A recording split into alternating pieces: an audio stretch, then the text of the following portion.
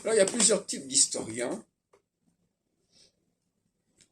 plusieurs niveaux de réflexion et de recherche historique. Alors, il y a l'historien qui reste dans son champ, au sens limité du terme, c'est-à-dire qui ne s'attaque pas au fondement des savoirs, au fondement des langues, au fondement des textes. Et surtout qui n'envisage pas de modifier les comportements. Alors, par exemple, quand Thomas Romer travaille sur le livre de l'Exode, et sur l'île d'Égypte, il n'envisage pas que les Juifs changent leur rapport au texte, ou que certains textes soient évacués du canon biblique. Ce n'est pas son rôle, dira-t-il.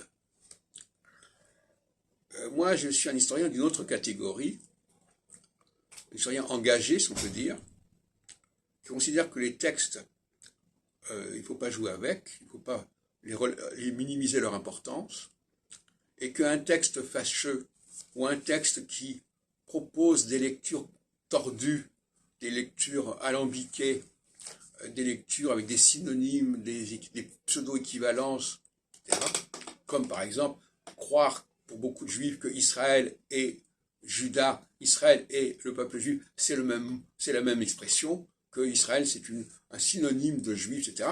Tout ça, c'est insupportable pour un historien comme moi. Et donc, par conséquent, il ne suffit pas de dire, il y a une incohérence, bon, très bien. De même que lorsque je parle de la langue française, je ne suis pas en train de dire, tiens, il y a une bizarrerie ici et là. Je dis, il faut réformer la langue française. Donc, moi, je fais partie de ces historiens réformateurs.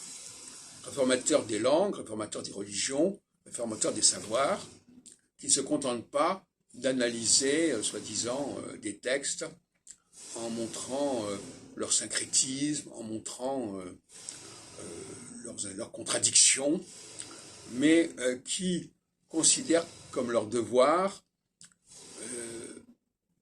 au nom d'une sorte d'hygiène mentale, puisqu'ils ont fait remarquer certaines choses, il faut qu'on en tienne compte.